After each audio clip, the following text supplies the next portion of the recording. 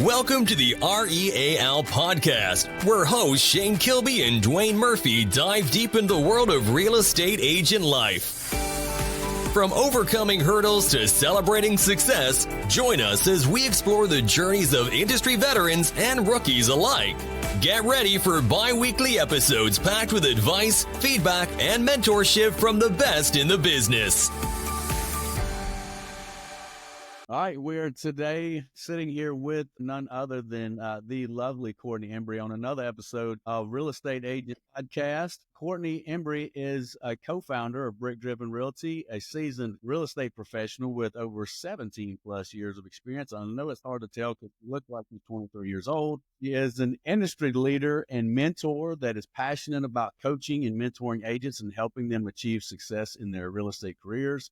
She is a local market expert, born and raised in the Shoals area with deep knowledge and ties to the real estate landscape in that area. She is client-focused. With a client-focused approach, she has worked with a diverse range of clients from first-time home buyers to growing families. Active community member, she's involved in the Shoals Area Association of Realtors in many leadership roles, as well as the Alabama Business Associate BNI chapter. She is also dedicated to excellence, known for her commitment to clients, her team, and the real estate industry as a whole. We're looking forward to diving into the journey with none other than the lovely Courtney Embry. Thank you. What's up? Happy to be here. Yeah, so we looked out the best parts, I guess, of your lovely spouse, Micah. We don't want to leave him out. And she is the mother of two beautiful twins, Addie and Lexi. One we hope to be one of the 30 under 30, then the 40 under 40. Yeah. She is. I hope so. Yeah, so she'll be 19 this July, and she is going to pursue her real estate license. She going down the real estate path? She is. Yeah. I remember the last time we talked that there was a chance. Mm-hmm. She's all in so far. I haven't scared her off yet. He's excited. He's been role playing and, learning scripts and the whole 9 yards. Exciting. So, Courtney, share with us your backstory of how you ended up in the real estate career in the real estate industry. Well, it was just one of those things that just kind of happened. I was working for the city of Florence, and at the time I was 22 years old, and I was making a whopping $21,000 a year, but I loved that job. And since I was so young, I was one of the low men on the totem pole. And so they were having layoffs and my name got put on the cut list. And I was devastated because I had no idea what I was going to do. And again, I had just become so close to everybody that I worked with. I mean, it was almost like I had moms and dads and grandparents there that I worked with since I was so young. One gentleman that I worked with, his name was Jimmy. He came in the office one day and he said, "Hun," he said, "don't you worry about this." He said, "There's other things on the horizon." And I said, "I just don't know what I'm going to do." And he said, "I really think you should try real estate." It sounds good.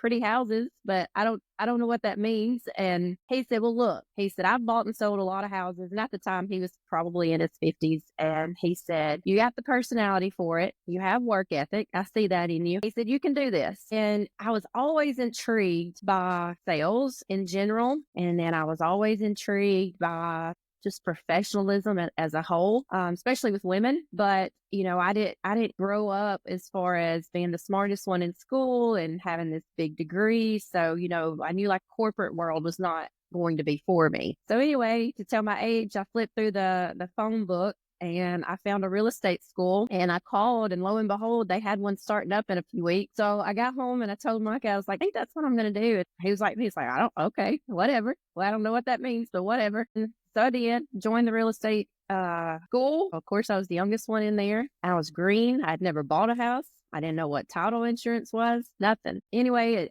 it took me 3 tries to pass the state exams. But I didn't quit.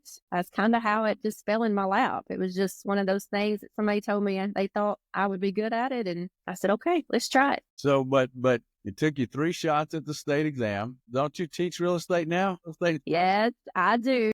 Wow. The shots were fired early. Now, that's a testament. That's a testament. It's like, she could have laid down the first time or the second time because said, "Hey, I'm going to go do something else." But you didn't. You got back up and you tackled it again and you accomplished it and you kept moving forward. So I think it's a testament to say that, not only did I finally, win at that fight. Also took it to the next level to be a real estate instructor. So that is an extension to say of the real estate commission. Oftentimes that's what they refer to instructors. Like, you guys are an extension of us, which they say that in like, don't mess up. Yeah. We're You're supposed to know what you're doing now that you're an instructor. That's so you have two beautiful twins, Lexi, right? In the early stages of your real estate career, and like take us back to that point, because I know your personal story, and I know that it's a beautiful one of trials and tribulations. Take us there to that first. There's a special moment where you were right there having that first closing, the first action. Tell us a little bit of that. I'm not sure if Duane's familiar with that. So I got my license August 2005. I worked a full-time job because I was trying to figure this real estate thing out. And in April, I got my real estate license in August, found out I was pregnant with twins in November. So in April of 2026, my doctor recommended going on bed rest. So I said, okay, I don't like this job anyway. I'm going to quit it. And so, of course, that settled in real good with my husband when I said, I'm just quitting this job. I hate it. But I had my first closing lined up. It was a little $52,000 investment home, and it was set to close on July 2006. And that is the day I went into labor with Addie and Lexi. So I had forgotten to tell him to bring a cashier's check. So I was in labor, and the closing attorney, they were blowing up my phone, and I just finally answered and said, I'm a little busy. And I finally said, will you just call the buyer? Needless to say, I didn't get to attend my first closing, and it was a hot mess. But had a closing check waiting on me when I got home about a week later. Totally. So I do say that my kids were born into real estate. There you go. Literally born into. Literally, they were born into real estate. It would have been a heck of a story to go to the closing room. No. I'm so glad that didn't happen. I'm so glad I went into labor wee hours of the morning and not at the actual closing table. Now, knowing the both of you, both you and Micah, really well for many, many years, you guys have been a power couple. And the reason I refer to you guys as a power couple, because you guys were high school sweethearts, right? From there till now, and through, the early years. And I mean, everybody's had that starting point. No matter where you see somebody today, you're like, oh, I wish I had this. I wish I had what they have. I wish I could be what they are and have the income that they have and the success that they have. But, they don't see what you guys went through to get to that level, right? Mm-hmm. So you guys have always worked really close together in dollars and cents and in expenses and in what we're buying, what we're investing, like in those things. And like, I remember a detailed part of your story in that conversation about you guys having that talk, the talk when says have the talk about, hey, you've done all these things and you're not making that much money. So, so share with us that little experience and conversation that got you so fired up for success. Yeah. So had the closing, and then of course I come home and I'm a brand new mom with twin girls, which will just, make your world insane. And so, I mean, I was not diving into real estate, and, 4 or 5 months goes by. We're just trying to adjust with the girls. And so then it's like, I do kind of I got to get out there, I'm ready to do something, and I'm just trying to get my feet wet. And, back then, like Facebook really wasn't a thing. Google wasn't. I remember I wasn't even texting then. So I didn't really know what to do. And so, I mean, we kind of had a crossroads. We had a come to Jesus where it was like, okay, you're going to have to figure this out. So you can be a stay-at-home mom and we can be money ahead, or you're going to have to figure this out, because right now we're just spending money that we really don't have. And it was true. I mean, I was throwing money trying to figure out what would stick, with advertising and building my business. And it was really the turning point, because I didn't want to be a stay-at-home mom, but I wanted to be 100% an involved mom. I wanted to do all the things, all the school activities. I didn't want to have to rely on somebody else to take them to doctor's appointments and all the things, but I still had that burning desire to have a career. And so I remember I loaded them up in the car the next day. We went to Books A Million, and I bought about 3 or 4 different real estate books. And one of them was The Millionaire Real Estate Agent. And I just remember sitting in the recliner, rocking 2 babies, trying to get them down for a nap. And I was holding that book and reading. And one part of that talked about farming. And that was probably the first time I was ever introduced to prospecting. And from there, I just kind of sat down and had my little system every Sunday night. And then I would take the girls during nap time, and we'd ride around and we'd look for sale by owners. And I scoured the market for expireds. And, I just did what I could to try to make this work, because I just didn't want to not have my own independence. And I have to say, Monkey didn't want me. He didn't want to back me in the corner and say, you're going to be a stay-at-home mom. Because I have to say, he's actually been my number one supporter through all of this, because there was times I thought about quitting. And when I get frustrated, he will get frustrated, because he always says, you don't even see your potential. That's what he used to always say. You don't even see what you can do. And Shane, you know this story, but the first time I went on a listing appointment, I've told you this before, I came home crying because, I bombed it. I didn't know how to answer their questions. I didn't know how to do a net sheet. And so I got home and he said, well, what did you say to him? And so I said, well, I was talking about this and that. And so he starts asking me some questions, and I'm like, I didn't know, Mike. I didn't know what to say. And he was like, oh my God, I wouldn't list a house with you either. So I'm crying again. And I'm like, but that's just him. He's very blunt. He doesn't sugarcoat anything, but he's always made me better by being honest. He's not that type of husband that's going to pet me. Oh, that's okay, honey. You didn't need that listing anyway. That will never come out of his mouth. And for any women that are trying to be successful at this business, I have to say, if you don't have a supportive spouse in this, I feel sorry for you. He's never questioned as much as I'm on the phone. If he walked in that house and I handed him 2 babies and said, I'm going to show 3 houses, he high-fived me and said, good luck. Like it was never, no, I'm not doing this. You're going to stay home and keep the kids. I was going on weekends. I actually worked for an auction company too on Saturdays, just to kind of get some experience. And then if the house didn't sell at auction, that I would get the listing. That was the agreement. So that was another start in how I got listings. And that's what I was really passionate about. And I still do. I love sellers. Buyers can really wear me down. So sellers was where my passion was. And I really wanted to do good in that area of being a selling agent.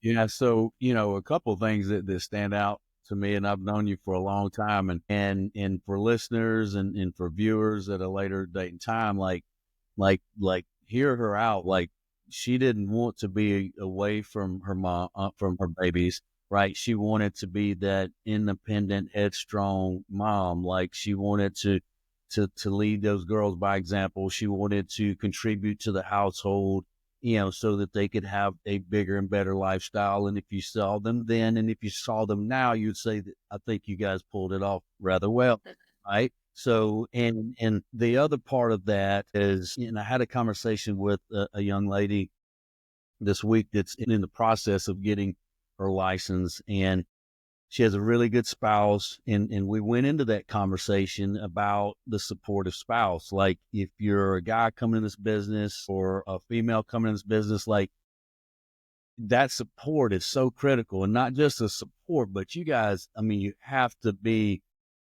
as one unit. Like you do, because, the last thing a spouse wants to do is look across the couch or the room, and the real estate agent spouse is grinning from ear to ear at 8:47 at night, and they haven't really said 4 words to one another. So it's like, what are you looking down at your phone for? Grinning and smiling from ear to ear. And if there's not that connection, like that agent is probably looking down and got an offer accepted, right? Mm-hmm. Got a, come list me appointment. And, and so a lot of times that's the things that excite us at 8:47 at night at our phones. But if those spouses don't have that unified connection, it can be divisive, right? It can push those two apart. And when they're pushing one another apart like that, it's very hard because, the first 6 months, 12 to 18 months in this business it's a whole lot of grind and A not whole lot. a whole lot of return. So supportive spouse is so critical. Yeah, I in several situations with bringing in agents, I've actually invited their spouses to come in as well, right? Because they were talking about, right, it's somebody that I maybe knew through friends or whoever it was. Say, hey, I'm thinking about real estate. I'm thinking about changing careers, changing professions. And I'm like, okay, so what does your husband think? What does your wife think? Right? Well, they're kind of on board and like, how about you both come in, right? And sit down with me, right? And so I've had multiple conversations with both of them. And part of that I actually learned from my old fire chief. So when I had, because I don't have a spouse, so I can understand the dynamics, right? But I don't have personally those dynamics. But something that my fire chief had shared with me when I joined the fire service, and he's like, hey, are you married? Are you seeing somebody? Are you dating somebody? Right? What's your life like?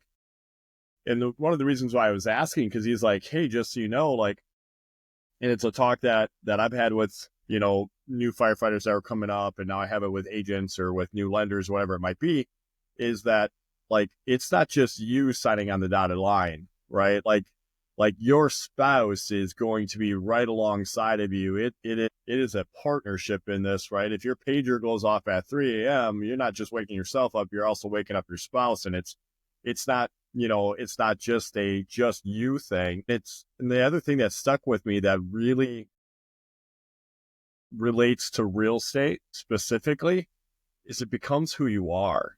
It does. Like if you're going to be successful in this industry and in this profession, you wear what you do all the time and every day. And unfortunately, in the beginning of all hours of the day, and where you two were talking about, if you don't have that spouse or that significant other that truly understands what it is that you're trying to build and do and grow, and they understand that, okay, in the middle of dinner, like you have to take that one call because it's the buyer on the other side of the deal calling on something that's fallen apart or going together, whatever it may be, and all of a sudden you're on vacation and hey, I got to do a little bit of work in the morning. I got to do a little bit of work in the evening, but then the rest of the time is yours.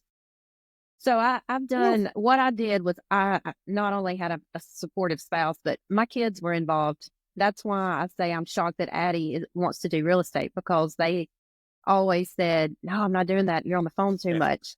But in all honesty, like our beach trips, perfect example. I always had to go back up to the room and I would say, hey, I'm going back to the room. I'll be back in an hour. But guess what? Mama just got a contract. And they'd like, and then they were kind of part of that process, because when they were so little, they didn't want to hear me on the phone, or the minute my phone would ring, of course, mama. And so I'd always be like, hey, this is so-and-so. Remember, they're buying that house from me. So just be real quiet. And then when I would close them, I'd be like, hey, remember all those calls that I took from so-and-so? Yeah. I said, we closed today, so let's go get ice cream. Oh, good job, Mom. Good job. And then, so when they were getting into the 7th grade, we decided we wanted to take a big trip to Jackson Hole. And so I sat them down and I said, okay, this is what this trip's going to cost us. So this is what we got to do. I said, Mom's got to sell X amount of houses. Okay. So that's going to mean that I got to be on the phone. I got to do this. So, like I said, they were going into 7th grade. So like, if you see me stand up at one of your ball games and I just go outside and I'm on the phone and I come right back, that's why. Okay. And then this is what I need y'all to do. You got to have straight A's this year. You want your room clean. So like we all got involved. And then, so as I was selling the houses or got a new listing, I was like, check mark, we're closer. Check mark, we're closer. And then when we went on that trip, and they'll still tell you that was the best thing that we've ever done. It was the best trip. Yeah, I just think if you can't get your family involved, it's going to be very hard to be successful at this, because like I said, if it hadn't have been for Micah, and he's still like that, like he'll every day when he walks in, he's going to say, what'd you do today? And he expects me to tell him something in real estate, whether if I had an appointment with an agent or how many phone calls I made. Like, he's the best accountability partner there is. And even sometimes I'm like, hey, I don't want you to hold me accountable today. Like, I need you to leave me alone, get me a glass of wine, and then I might talk to you after a while. So don't hold me accountable. There it comes. Or bottle. No. He's like, okay, I'll be back. I'm going to the shop. And it just works because he knows it's been one of those days. And then, we talk about it. And the same thing with the girls too. They understand. And, but I really think, so my other daughter, she's going into nursing, but she's very headstrong. And I laugh because I'm like, Lexi, you're not very compassionate. How are you going to be a nurse? And she said, I want trauma. I don't want to talk to people. I want to get in there. I want to do my task, and I want to see people alive. And, Micah is very much that way. Get out of my way. I got a project. Let's go to work. Don't give me an excuse. And then Addie has a little bit more of my personality. Like, she'll talk to a brick wall, but, she also sees, and both of the girls see, like, I like a challenge and I like to win. And I think that maybe has helped them with their decisions and what their careers are going to be. Yeah. And so, the fact that you guys are as strong of a power couple that you are, like Micah works, with the government. He works, with NASA. And more than one occasion since we've been working together, like they shut down the government. Yeah. He's been furloughed several times, when they couldn't pass the budget. So, and when that happens, there's no pay. Yeah. So, it's hey, y'all gonna be on a draw, or you just we'll keep it on the down low. Like, y'all gonna get paid, but we're gonna act like you don't. Like, it's like, shoot, it's done. So, and it's usually that's the temporary deal, but the first time it was 2014 or somewhere around there. Yeah, I can't really remember. First one was a long, 20 It days. was a long one. It was almost a month. I was going to say it was over a month. It was several. But your success in the business, it's like, anytime there's a hiccup like that in the household, it just catches you off guard. Of course, you prepared for that. You put things back for the storm.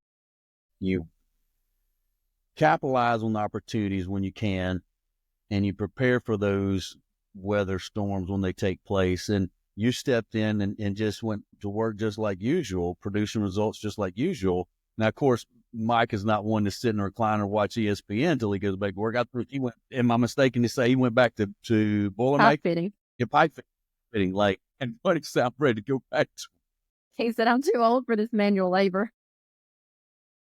So, and that's a part of your story too, because he was pipe fitting while going to school, trying to get, in his position on the career path that he's on now, then done well with, and you guys were, with the twins, and you're trying to get your footing into real estate stuff. So, that's a big testimony in itself. So share with us, thus far, whatever that might be, what's been your biggest success in business thus far? Oh, Curveballs. yeah. Of course, I could sit here and tell you all kinds of different, clients that stand out to me that I think, oh, that was a great moment. I don't know if there's just that one thing that I can pinpoint, except for the fact of, I just like to see people happy. I like to see others succeed. I like to see that agent who's brand new and they get that check and it's so exciting to them. And I think that's what really kept me in the game, is because there was so many different transactions that I didn't care what I made. It was that hug at the closing table and they cried and they told me they couldn't have done it without me, or I saved them in a situation, or I just think back, like, that's just kind of what kept me going. It's just the privilege of making somebody happy. And I just love being a part. I just love being a part of people's lives in that way. And I know it's just real estate, but then again, it can be such a life altering thing, like, especially if you help somebody from foreclosure, or, if it's a death situation, or, oh my God, we're having twins, we need a big house, I love the different situations that it brings. But I mean, honestly, like I'm very independent when it comes to, I don't depend on anybody, and I don't, yes, Micah has a great job. And if I wanted to hang up real estate today, I could, but our lifestyle would change. I'd probably sell my house. I don't want to do that, and I want to contribute. And if I want to go Just buy, not see Micah. Micah's not going to stop asking you about no, working, not because of the money thing. It's just like, I can just hear like, Corey, what are you going to do? Like, what are you going to do in your day? Like, neither one of us can. It's our toxic trait. Neither one of us can just sit there and, I guess, relax. Just be Like working is relaxing to us. I can't just sit in the house. It makes me crazy. I gotta have something, and that's fulfilling to me. Helping others. That's why I do what I do. so. I have a question. We're going to allow Courtney to answer this one because you both probably could answer it. But so you both work together, have a brokerage together, and built an amazing company, amazing culture, all that. Who's good cop? Who's bad cop? I'm the bad cop. You're the bad cop. it is what it is. Precious. Him so precious. I would have almost guessed it the other way, but then You with would, knowing wouldn't you? both, right? With knowing both of you, though, No, I tell people this all the time.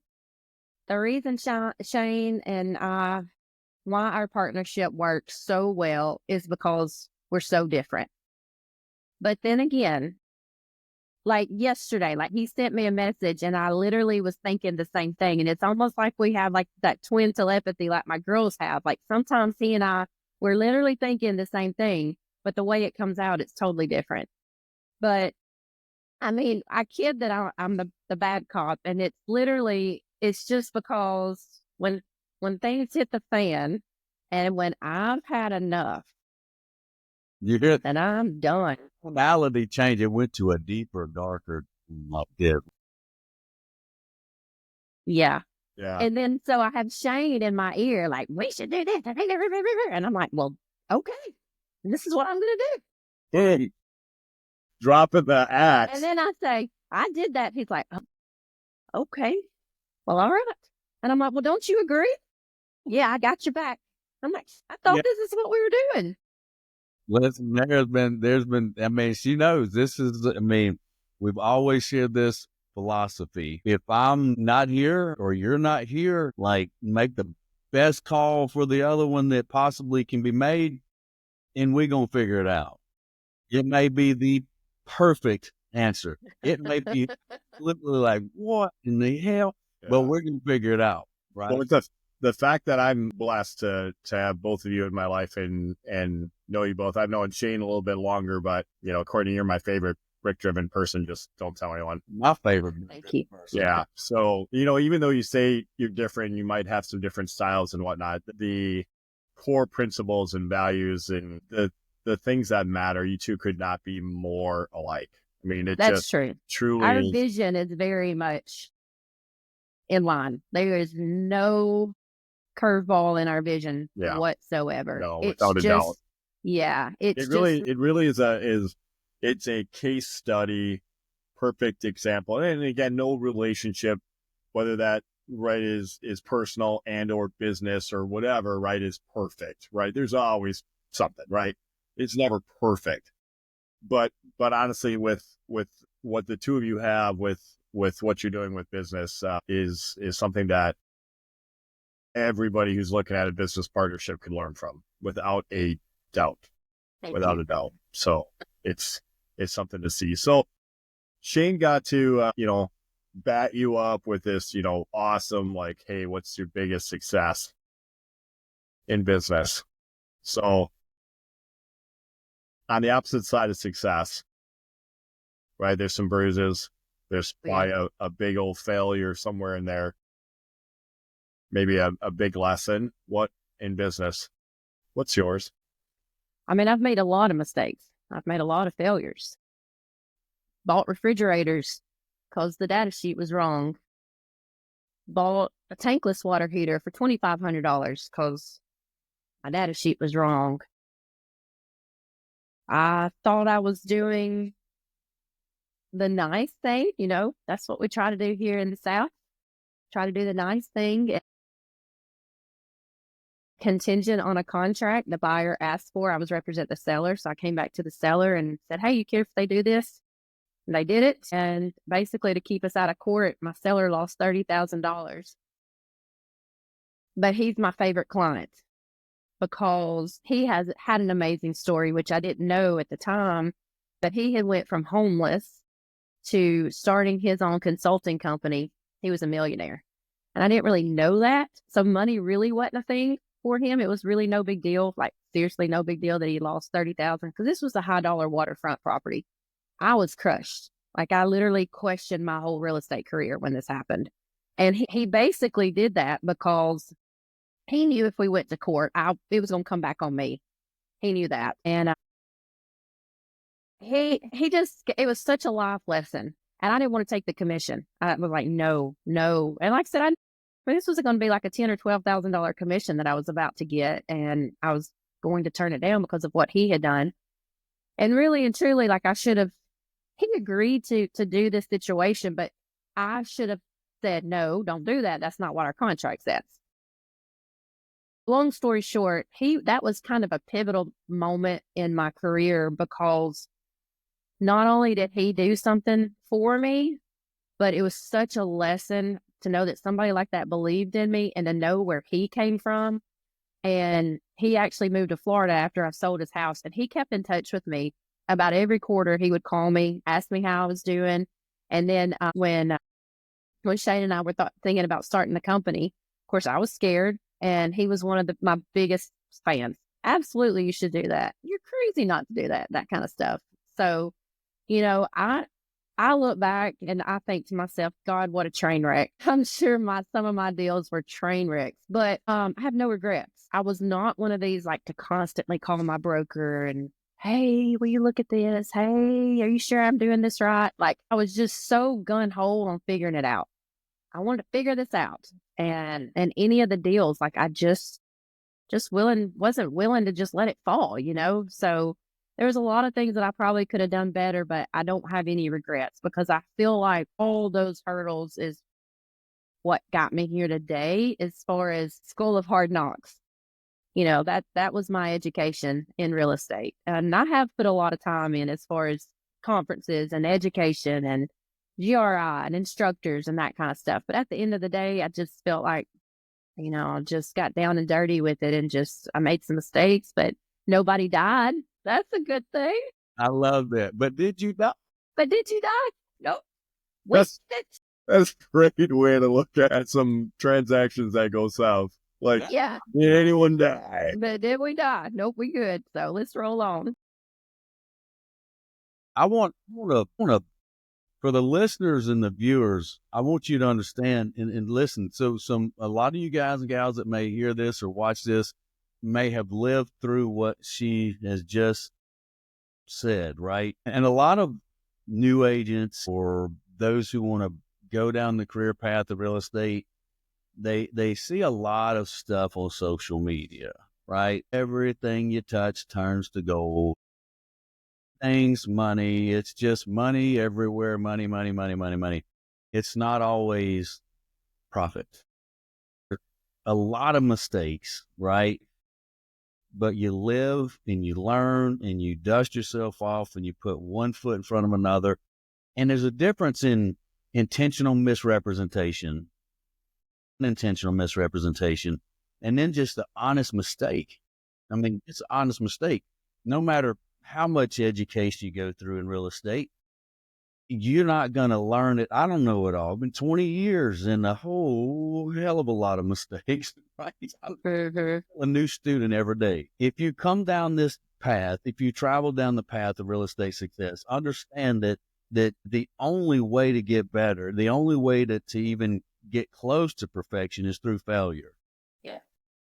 And like, that's a testimony there because those are the trying times where you do question yourself. You're like, did I just completely overlook that, or did I just miss something I should have known? Like me, is this my sign I should be going down a different path? And it's not, right?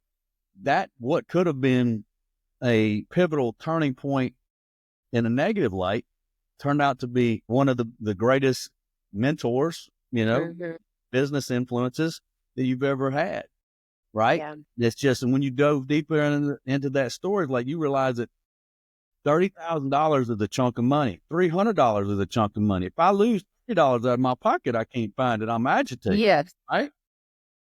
But the fact that this guy put it into perspective, what the difference was from being homeless to the point of being blessed to have that lake property. So you know what? She made an honest mistake that she didn't intentionally do. It's $30,000. What we do at the end of the day, we started down this path to pay our bills and to build wealth or build a career, whatever. But what keeps you here? It's never about the money. It's never about, you said it earlier.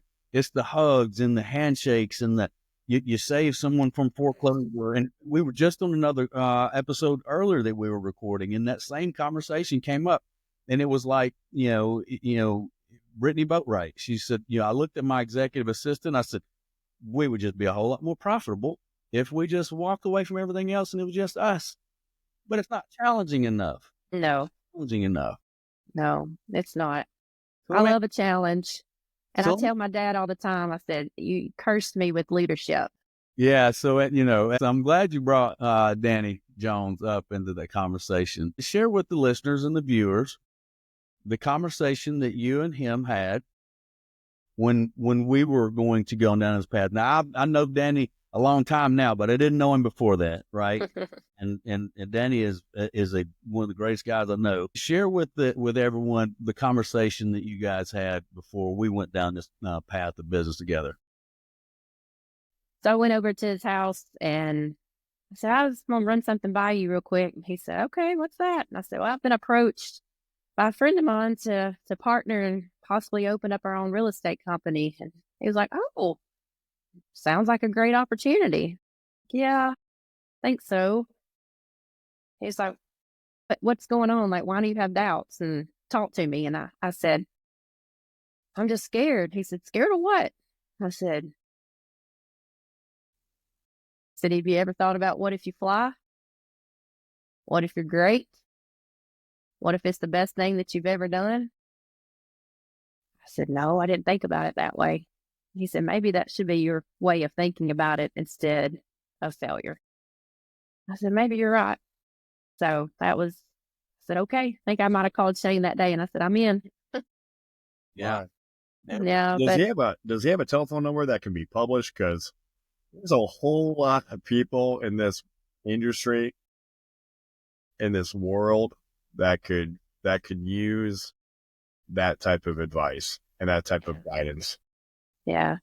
My dad's always been like that. He when I played sports and he made it to like all my games and stuff. And of course, anytime I come off the softball field and, maybe I hadn't had the best of game or something like that, he's always going to correct me. But the one thing I always got told by him is I had your talent, but if you hadn't the heart and the passion for the game, if you'd step up and be a leader, you'd be a lot better. Well, as a teenager, I didn't know what the crap he meant by that.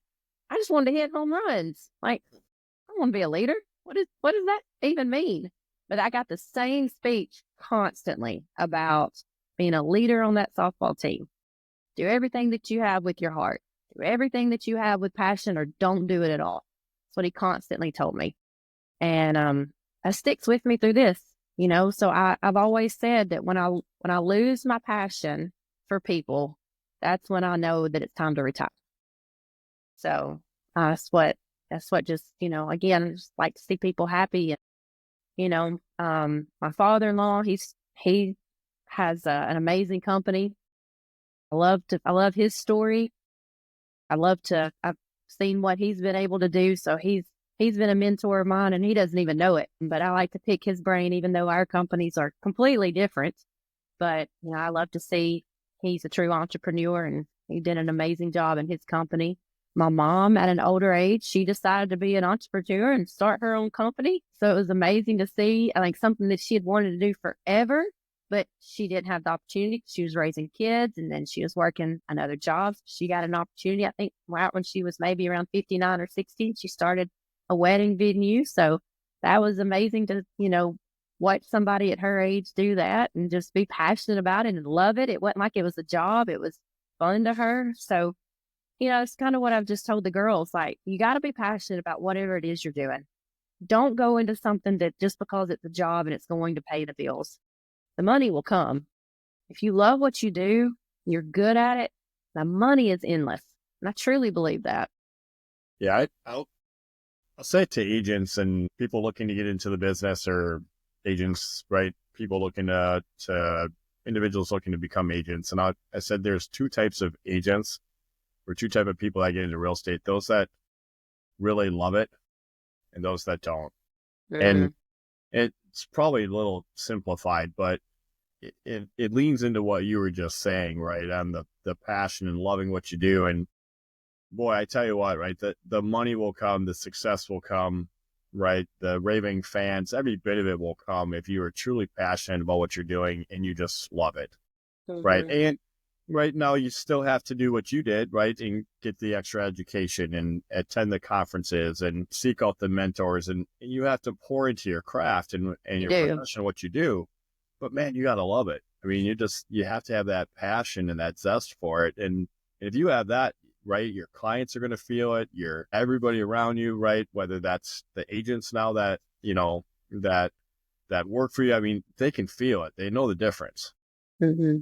Yeah, I truly believe that too. And I tell our agents that, like, some of this it's not for you, and that's okay. Like, it's not a failure. It's just, this is not for you, and we've got such a diverse group. We've got young, we've got seasoned, we've got agents who, right now they're just real deep into their family. And so, they're not crushing real estate, and that's okay. They're great people. They're still assets to our company, and then we do have the ones that are it's all in real estate. So, that's kind of the beautiful thing about this career too, is you can have an amazing year and then life happens and you got to switch gears and you got to take care of a loved one or whatever you got to do, but you can still have the residual income coming in from your referrals, or it's just, real estate just really is just so broad in what you can do with it and the ways that you can generate money and, the relationships that you make. And I just honestly think you always have to be a student.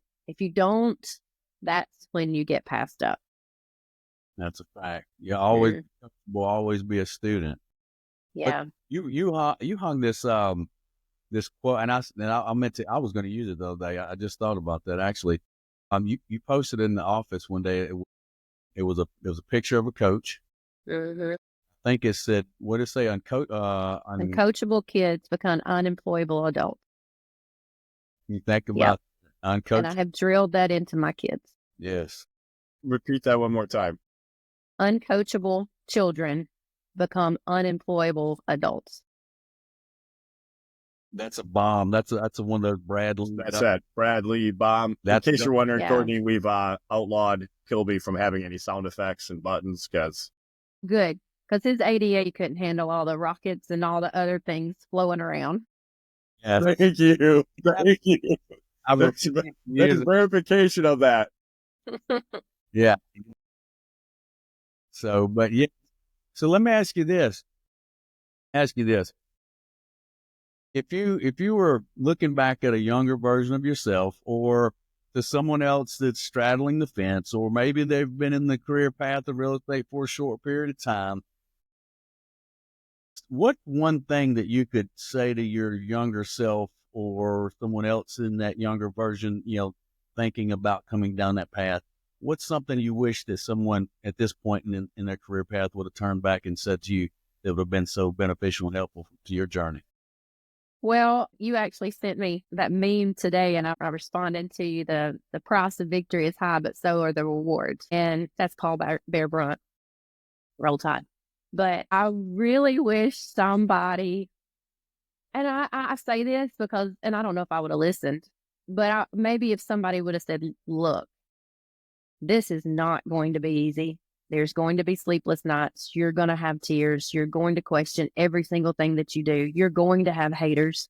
You're going to lose, but it's going to be okay. I kind of wish somebody would have drilled that into my head a little bit, but let me switch gears too. So back then, almost 20 years ago, there wasn't teams. There was no such thing as teams in a real estate brokerage. That is my number one advice. Join a team or a coach or a mentor your very first year in real estate. Do not even try to make $1. If you don't, so what? Be a sponge. Learn everything you can be good at, what you can be. Know your strengths and weaknesses. Like, find somebody that will mentor you, get on their coattail, do all the dirty work, put up their freaking signs for them, make the whatever they want you to do. If you need to spit shine their shoes, do it. That's what I wish I would have had. I had nobody. That's why I said, I went to Books A Million and bought books because, I didn't know what else to do. There wasn't anybody who was willing to say, come on, I'll show you. Or, hey, you want to hold this open house with me? Or, hey, this is how you fill out a contract. Like, that is my advice to somebody who's thinking about getting into real estate. Find you a team, a brokerage, somebody that says, I'll take you in for a year. Be coachable. I don't care how quirky it sounds. It's going to sound great when they're telling you these things to do. Just follow the process. Follow the process, and then the money will come. And that's what I wish I would have had the opportunity. Yeah, I would add on to that with the team, and you said with or with a brokerage or a teamridge, almost is what each of us have. Right. It's a little bit of a hybrid, right? Rather than just a traditional big box brokerage. There's, like, when I started, and no offense to where I started way back when, about 20 years ago, right? It would literally was, there's your desk, there's a phone, good luck. Like, I was handed, that was it, right? There folders. wasn't what we provide, what you provide to your agents and the care of seeing them succeed, right? It literally was, you were a number, and hey, I'm gonna have to go hire 20 agents, and one of you will make it, and the other 19 won't. Don't care, right? Because you're gonna be like a Kirby vacuum salesperson. You're gonna sell a home to 2 or 3 of your friends, and I want to make my money off it, and you're gonna wash out. I don't care. I just get 20 more, right?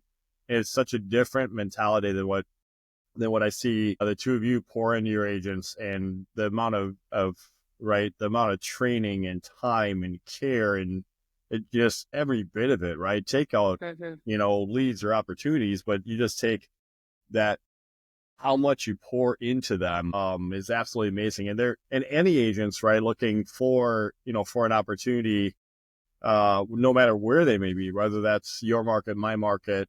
I mean, they really do need to do their research on which agency, right, which firm, which team, which family, right, really pours into new agents and embraces them and is willing to train them, teach them, guide them, coach them, right, versus the other companies, because there's a lot of them that really don't want to deal with new agents. They'll still bring them on, but they don't have anything for them.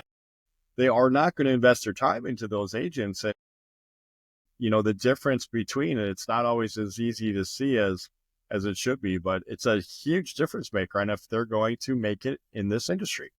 And I will say this, I don't blame some of those brokerages to say, nope, I'll take you, but I'm not doing anything. A lot of work. Because you know what? It's a lot of work, and then it's not reciprocated.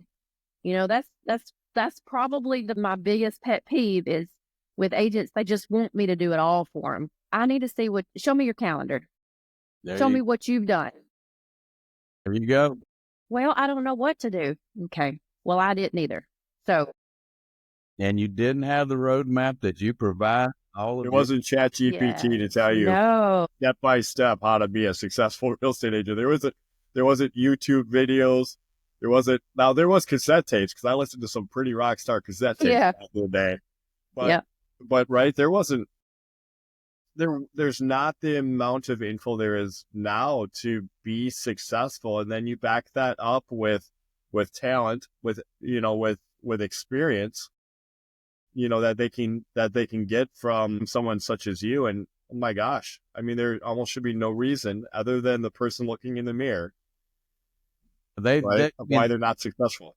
It comes just like, it's not even the information. Like, I mean, my honest opinion, there's too much information. There's too many easy buttons, too many shiny nickels, right? They have and I won't say they all, like the whole all agents in general, but a lot of agents and new agents and newcomers down that career path, they fail to forget you have to take action. You have to implement what you learned this morning, this afternoon. You can't for 6 months and then expect to know what you learned 6 months ago. It's like, it's information overload. The three of us came through the business at a different time. All of the information that we all have today has just been regurgitated 100,000 different ways, right? Yeah. That's how ChatGPT has learned all that information anyway. But now it's like nobody takes initiative, or not a lot of people take initiative. We had to. It was the books, right? Or some cassette tapes, or wherever you got that information, a mentor from here, from time to time, or a coach. But they all say the same thing. Take action. Take action. Nothing happens if you don't move forward, if you don't take that action.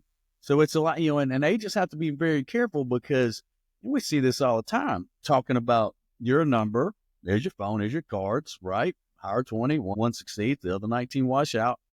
But we have to be very careful as an agent, even when we came through the business, is the fact that there's nothing wrong with competing brokers and owners, nothing wrong with it at all.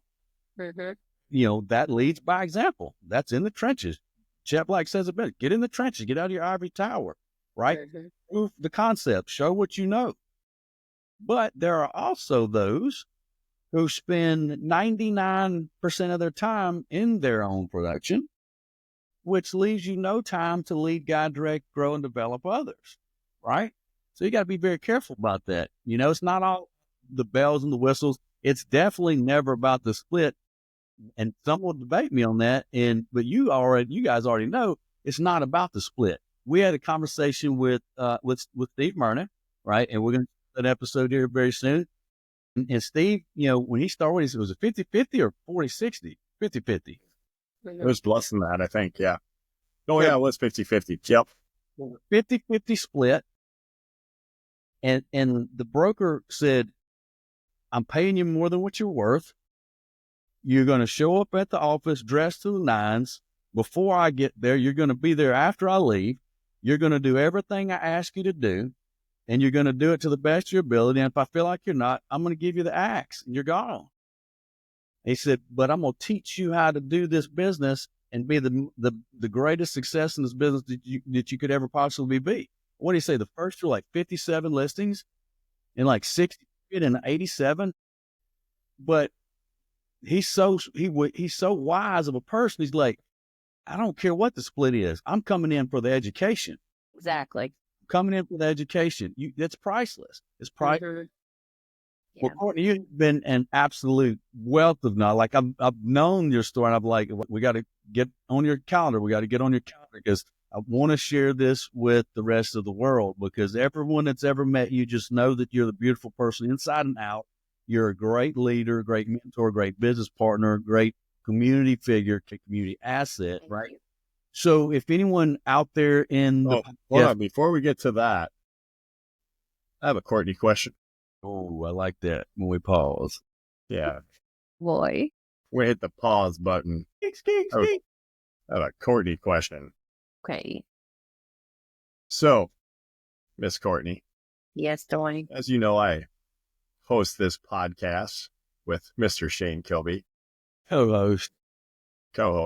Yeah. He's the host. I'm probably the co. Let's just be real. What's one thing about Shane Kilby that you know that maybe our listeners don't know? Podcast ain't about me. And by the way, this is, well, hold on. We're getting a little peek behind the curtain right now. Just to let you know, this is a family station. So, we have to keep it clean. But what's something that you know about Shane Kilby that maybe he doesn't, maybe most people would not know and or realize? Shane has the biggest heart of anybody. And he comes across as very maybe hard shell, unapproachable sometimes. But that's because he has a big heart for everybody. And he hates to see females cry. And if he thinks he's hurt your feelings, then it's going to bother him for a really long time. He will dwell on it. Yeah. Still So mad. he's a teddy bear. Yeah. She's shooting you straight like she is the best.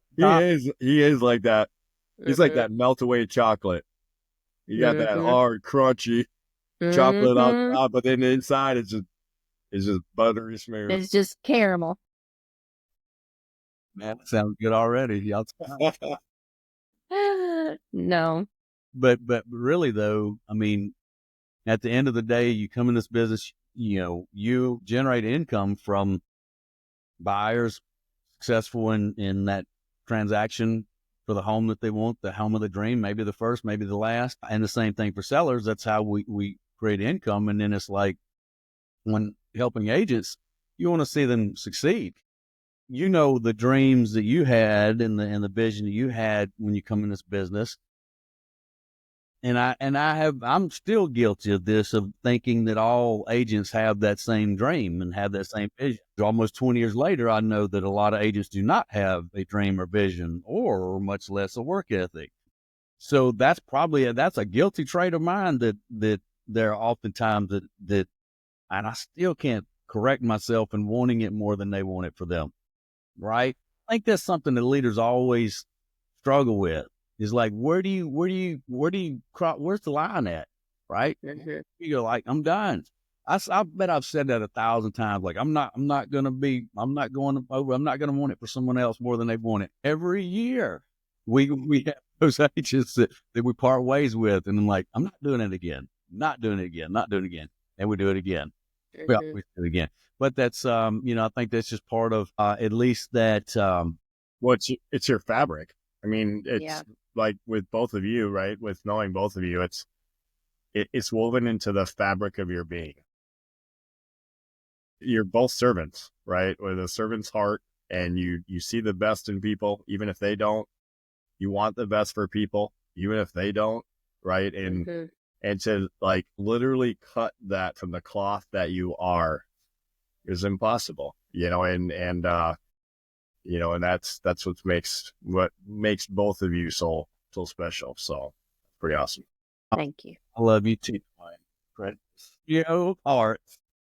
There they went. Duane, did you turn his effects back on? Gosh, I hope not. Like, where's that button? Like, no, that's off. I've got to go back and practice that. That was pretty cool. That was cool. That was good timing.